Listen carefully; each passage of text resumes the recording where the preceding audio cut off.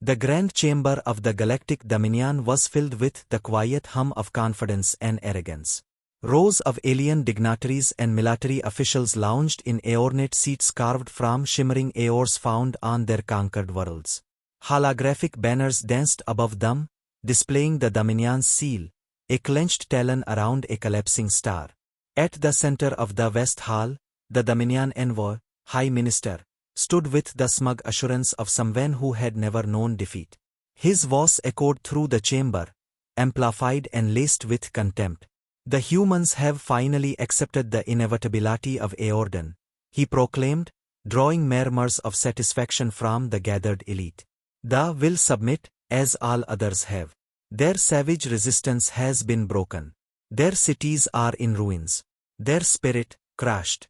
Applause rippled through the room, slow and patronizing.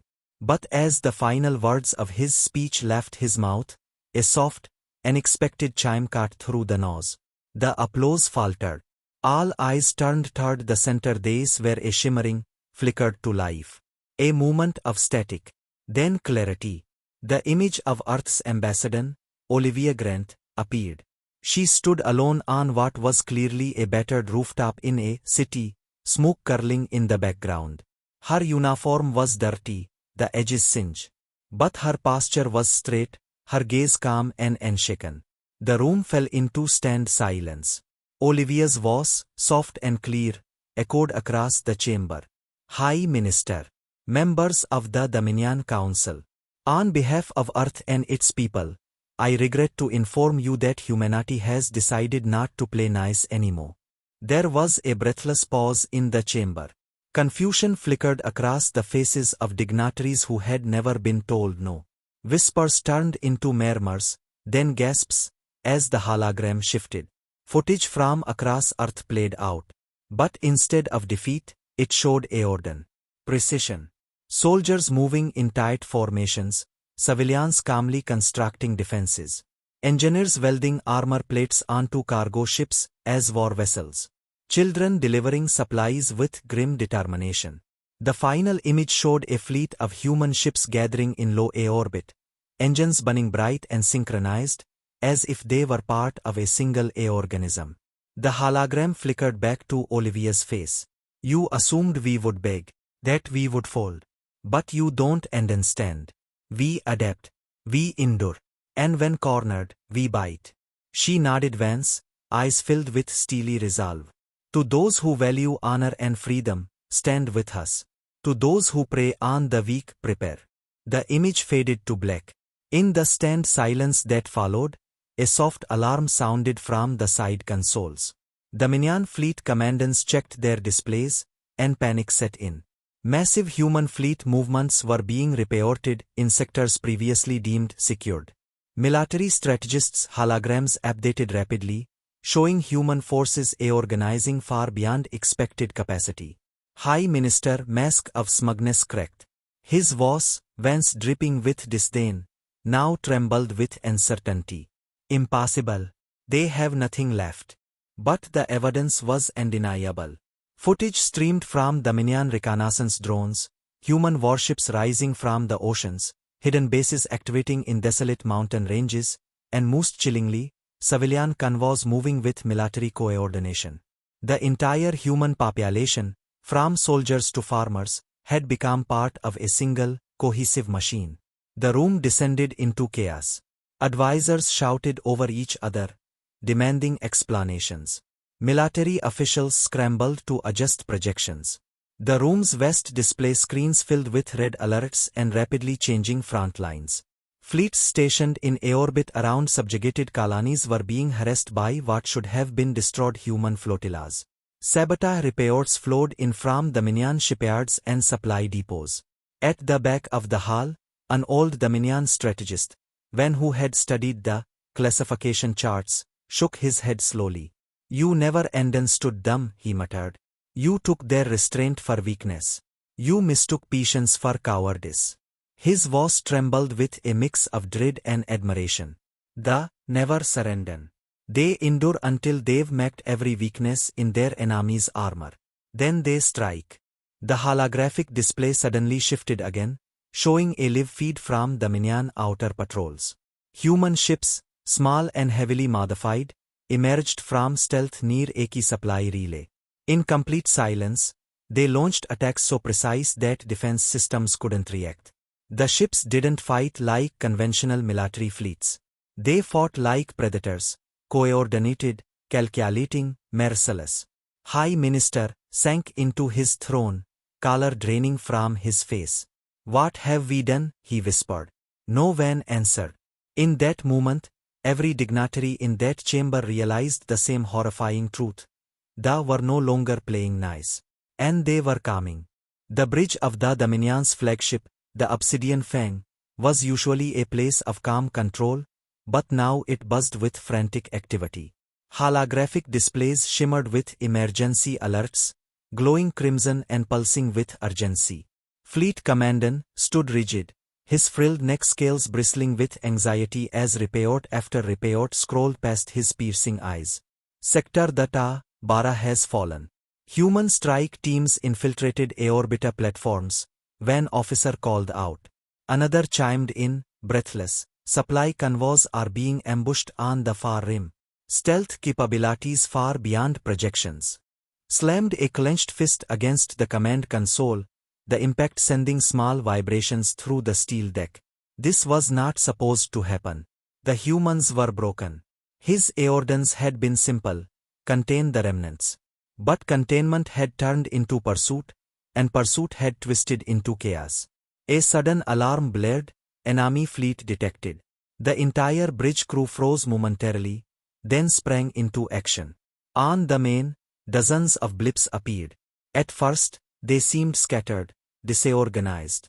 But within seconds, they shifted, realigning into tight, predatory formations. Ships too small to be classified as warcraft were acting with uncanny precision, using gravitational slingshot maneuvers around small moons to accelerate and strike from unexpected vectors. Human vessels darted in and out of firing ranges with surgical accuracy, exploiting every blind spot in the Dominion sensor arrays. Barked commands: "Deploy intercept wings. Close perimeter shields." But even as his officers obeyed, panic was rising. The humans fought with reckless aggression, but every move was calculated. A heavy Dominion cruiser, the Hammer, took a direct hit from a small human frigate that rammed its engines into the cruiser's secondary power core. The explosion ripped through the ship's hull, sending debris spiraling into space. Before the wreckage even settled, human ships darted between the fragments, using the chaos as cover.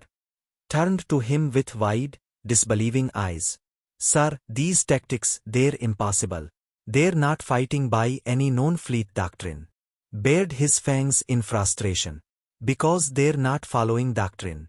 They're following instinct." His words caught in his throat as the screen shifted again. Earth's aorbiter fleet, previously presumed scattered, was reforming behind the Dominion's lines. They had drawn the Dominion ships forward, away from their reinforcements, and now they were being surrounded. The tactical map painted a grim picture. Dominion ships blinked out one by one. Human boarding teams were penetrating vessels, disabling them from the inside. Even Dominion flagships were falling, their internal systems sabotaged by viral code that spread like wildfire. Human hackers, working from hidden stations on Earth's surface and in orbit, were disabling entire command channels. Slammed his fist down again, his voice hoarse. Where did they learn this? How did they adapt so quickly? The answer came in the form of a chilling broadcast across all frequencies. A human voice, female, calm but unrelenting. "To the Dominion fleet, this is Earth. You made the mistake of testing us.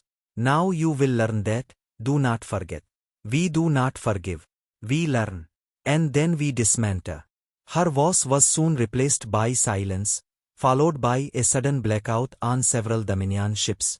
Reports flooded the bridge, entire crews rendered unconscious by electromagnetic pulses tuned to disrupt the Dominion's neural implants. A junior officer's voice trembled. "Sir, the humans anticipated our neural frequencies. They crafted weapons to disable our command structure. could only stare at the hologram as more of his ships vanished from the battlemap. The humans weren't just winning. They were dominating. His fleet was being reduced to scrap matter by beings he had dismissed as primitive. The footage showed human strike teams moving with terrifying coordination, adapting to each defense system on the fly, using Dominion technology against its creators. A call came through on a secure channel. It was Admiral, from the Dominion's eastern flank. His face appeared on the battered and bloodied. "Commandant," he rasped, "the humans have found our command outposts. They are not holding ground. They are overwhelming us, faster than any marder predicted." "My fleet," he faltered, and behind him, human forces could be seen boarding his ship. The feed cut out abruptly. Could barely speak. His voice cracked as he whispered, "They weren't prey." The realization sat heavy on him. They were predators in disguise. As his remaining ships attempted to retreat, human vessels pursued relentlessly, not to destroy, but to capture. To dismantle the empire piece by piece. The humans were playing a long game, and it was clear now that this was never a desperate defense. It was a trap. A beautifully orchestrated, ruthless trap. The Dominion capital city of Prime was a place of immense grandeur, its spires piercing the violet skies, shimmering with energy fields, and guarded by sentinels that once seemed impenetrable. But now, those same guards stood frozen in disbelief as the impossible unfolded before them. The humans had arrived, not as prisoners, not as refugees, but as conquerors. They walked boldly through the city's gates, flanked by sleek and mobile units bristling with adaptive weaponry that the Dominion had never seen before. At the head of the procession was Commandant Elena Carter, her sharp eyes scanning every inch of the alien capital with unnerving calm. Her body language was not one of arrogance, but of certainty. They were not here to negotiate anymore. The age of being underestimated was over. Crowds gathered along the grand avenues, whispers turning into frightened murmurs. Alien citizens, who once viewed humans as novelties or weaklings from a backwater world, now shrank back in terror and awe.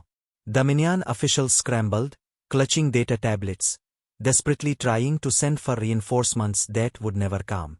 Human cyber warfare teams had already shut down their communication networks hours before the first boots touched the ground. Above the city, the banners of the Dominion flickered and were replaced by holographic projections of Earth's emblem. A defiant human hand reaching up toward a star field, illuminated by pulsing gold lines. At the steps of the Grand Citadel, the seat of Dominion power, Elena halted. Behind her, special forces units dismounted in complete silence, their armor glinting with iridescent overlays designed to adapt to alien visual spectrums. The guards at the citadel raised their energy rifles shakily, but before they could issue a warning, a quiet voice spoke into their earpieces in perfect Dominion dialect, "You have already lost."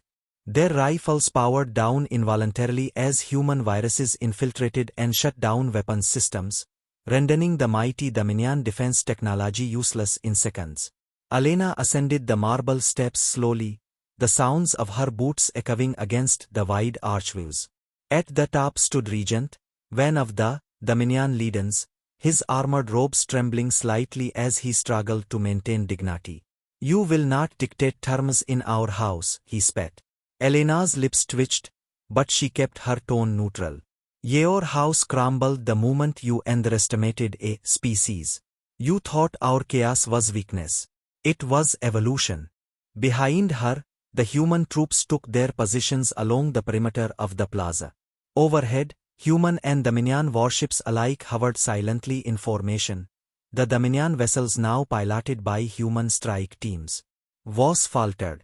We could have offered alliance." Elena's gaze hardened. "You offered chains and insults. You took what you wanted and dismissed the rest. The empire you built on intimidation and brutality has rotted from within." Before could respond, a deep rumble echoed across the plaza. A massive holographic projection lit up the sky, live footage from territories all across the galaxy.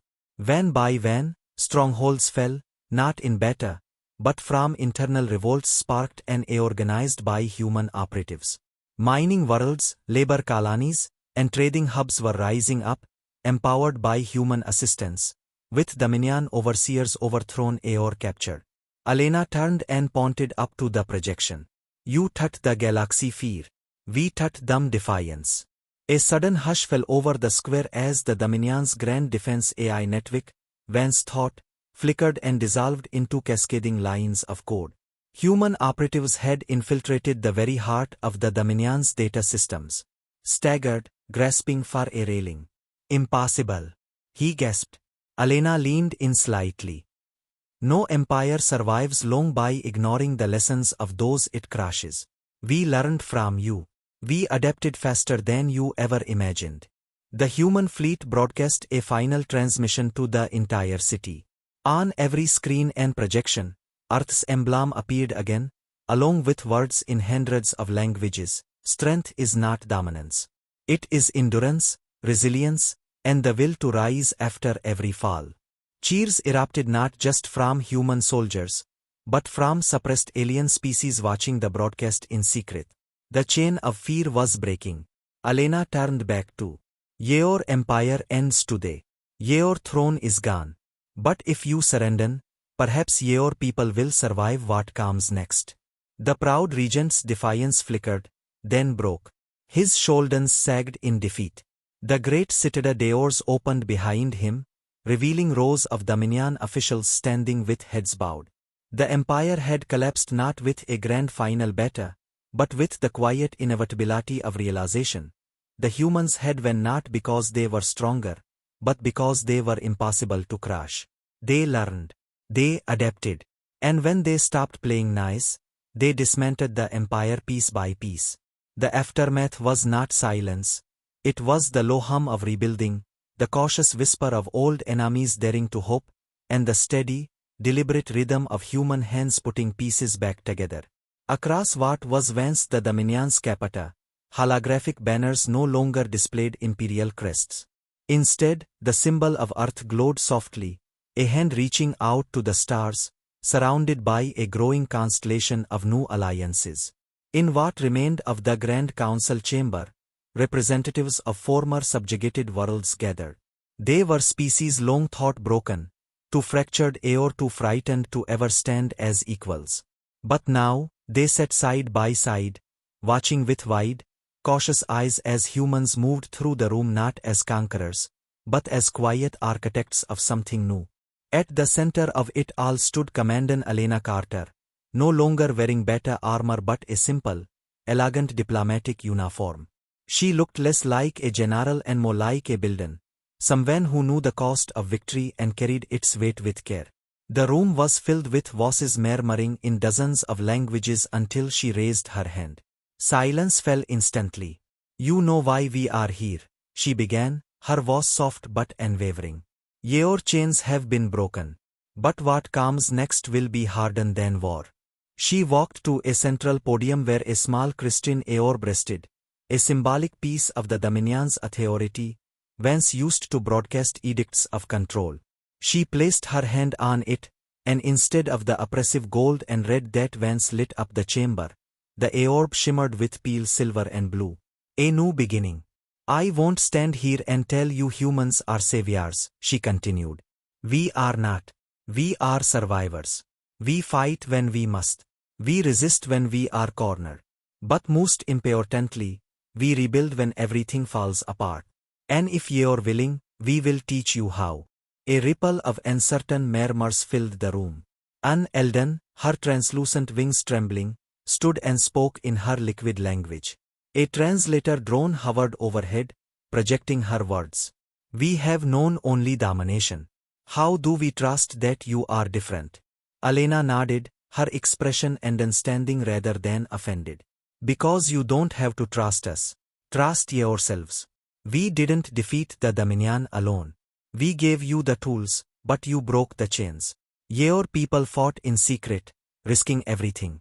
That was your strength, not ours. She gestured to the massive, now illuminating the chamber ceiling, footage from worlds across the galaxy where, species were taking their first free breaths. Children running through markets without fear. Old warriors laying down arms and embracing families they thought they'd never see again. Then came the most delicate part. We will not become your new empire, Alena said quietly. But Earth will stand beside you as an ally, should you accept it. What you build from this rubble is yours to shape. We'll offer knowledge, protection where needed, and friendship, but never chains. At that moment, the chamber doors opened, and dozens of human civilians entered. Not soldiers, but engineers, teachers, artists, medics. They carried no weapons, only crates filled with medical supplies, communication arrays, and educational holograms. When small child clutched her mother's hand, her eyes wide with wonder at the alien species around her. She smiled and waved timidly. Slowly, van by van, alien delegates began to rise and respond. Some offered bows, others chirped or emitted soft pulses of light, gestures of acceptance unique to their species.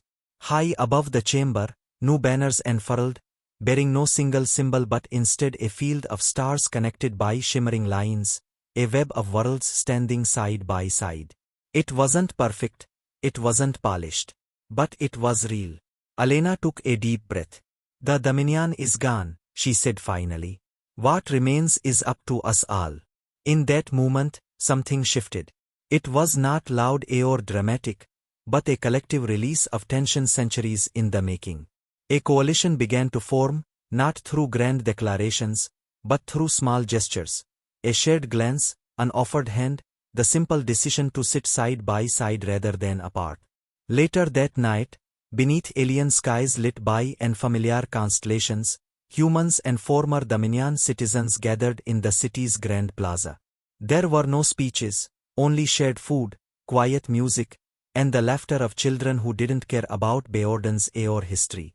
Alena sat on a stone bench, watching as a young human taught a group of alien children how to skip stones across the surface of a glittering fountain. She felt the weight of the past and the fragile hope of the future pressing equally on her shoulders. But for the first time in decades, she allowed herself a small smile. The empire had crumbled. But from its ashes, something far more extraordinary could rise. Not an empire, not Dominion, but unity, built slowly, carefully, and together.